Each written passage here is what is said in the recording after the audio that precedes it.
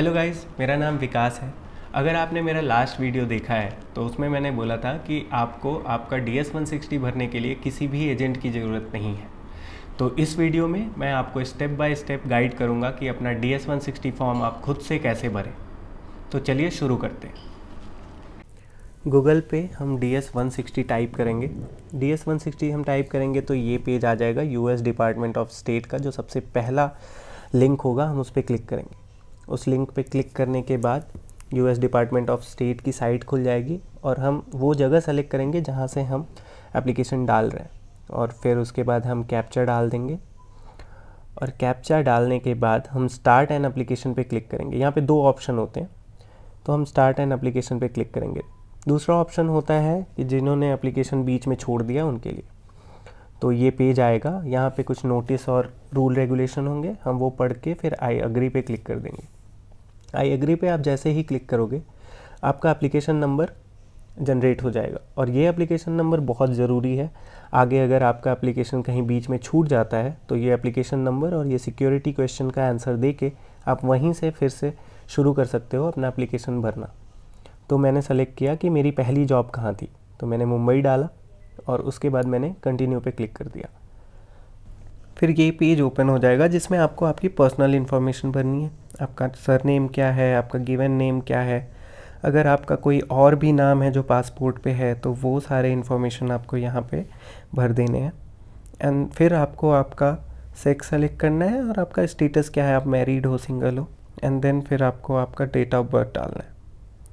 Date of birth डालेंगे, फिर आपके पासपोर्ट में जो आपकी सिटी है, आपका स्टेट है, वो सारी चीज़ें आपको यहाँ पे फिल कर देनी है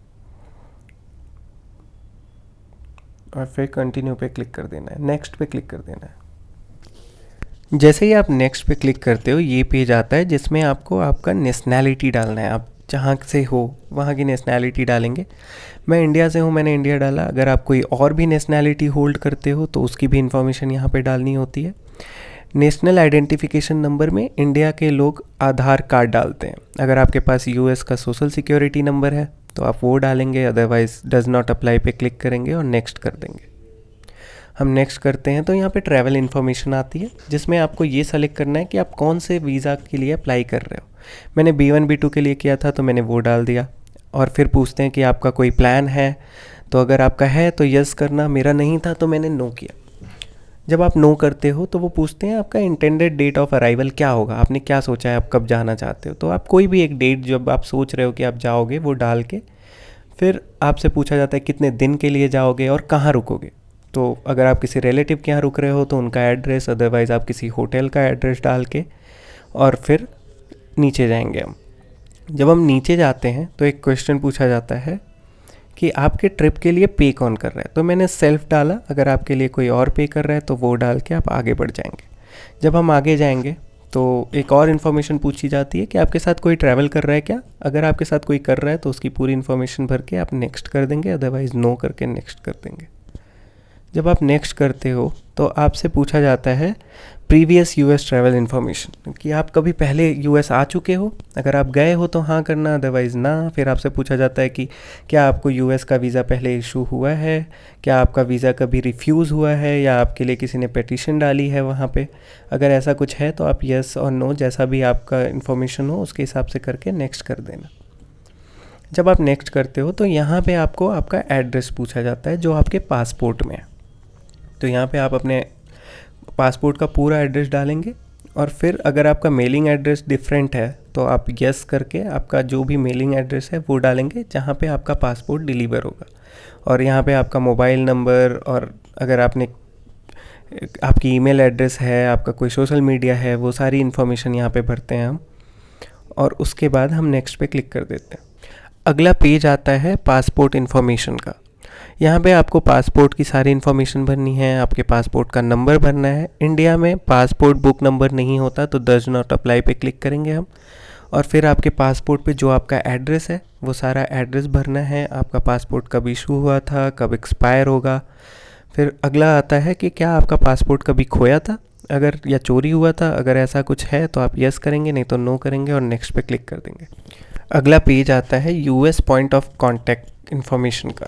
यहाँ पे वो ये पूछते हैं कि आप कहाँ पे रहोगे या फिर आपसे कैसे हम कांटेक्ट कर सकते हैं। तो अगर आप किसी रिलेटिव के यहाँ हो तो आप उनका पूरा एड्रेस, नाम, सब कुछ डालेंगे। अदरवाइज़ आप अगर कहीं एक पॉइंट है जहाँ पे आप जाना चाहते हो, जैसे मैंने डिज्नीलैंड का पूरा इन्फॉर्मेशन डाल दिया यहाँ पे कि कहाँ पे है वो, कौन सी सिटी में है, वहाँ का ज़िप कोड क्या है, ये सारी इन्फॉर्मेशन, उसका कॉन्टैक्ट नंबर, ईमेल एड्रेस करेंगे हम फिल, और उसके बाद हम नेक्स्ट करेंगे। अगला पेज आता है फैमिली इन्फॉर्मेशन का, जिसमें ये पूछा जाता है आपके फादर का नाम क्या है, आपके मॉम का नाम क्या है, वो कब पैदा हुए थे, उनका डेट ऑफ बर्थ क्या है, वो यूएस में रहते हैं या नहीं रहते हैं, ये सारी इन्फॉर्मेशन भरते हैं आप। फिर अगला आता है कि आपका कोई रिलेटिव यूएस में रहता है या नहीं। मेरा कोई नहीं रहता, मैंने नो डाला है, आपका रहता है तो आप यस डाल के उनकी पूरी इन्फॉर्मेशन यहाँ भर देंगे, अदरवाइज़ नो डाल के नेक्स्ट कर देंगे। जब आप नेक्स्ट करते हैं तो फिर यहाँ पे पूछा जाता है आपकी वर्क, एजुकेशन और ट्रेनिंग के बारे में। तो आप क्या काम करते हो, कहाँ पे काम करते हो, और आपकी सैलरी कितनी है, ये सारी इन्फॉर्मेशन आपको यहाँ पे भरनी होती है। तो आपने कब शुरू किया था ये काम करना, आपको कितनी सैलरी मिलती है, और आपका जो जॉब डिस्क्रिप्शन है वो आपको डिस्क्राइब करना होता है। एंड देन फिर हम नेक्स्ट करते हैं। इसके बाद अगला क्वेश्चन आता है कि आपने पहले कभी काम किया है या नहीं। अगर किया है तो वहाँ का पूरा नाम, एड्रेस, सब कुछ डाल के आप नेक्स्ट कर दो, अदरवाइज़ नो करके नेक्स्ट कर दो। अगला पेज आता है कि आप किसी क्लैन या ट्राइब से बिलोंग करते हो क्या। अगर आप हाँ करते हो तो यस करना, अदरवाइज़ नो करना।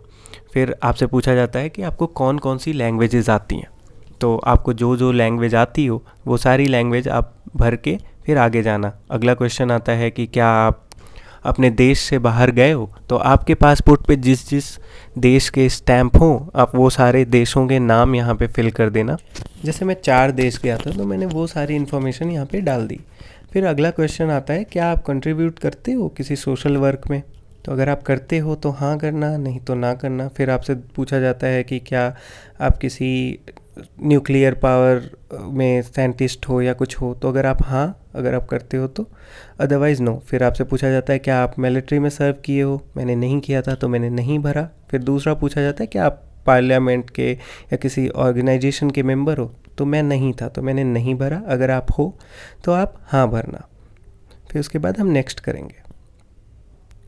जब हम नेक्स्ट करते हैं तो सिक्योरिटी बैकग्राउंड आता है, जिसमें बहुत सारे क्वेश्चंस पूछे जाते हैं कि क्या आपको कोई डिजीज़ है, कुछ है जो पब्लिक में फैल सकती है, कोई डिसऑर्डर है।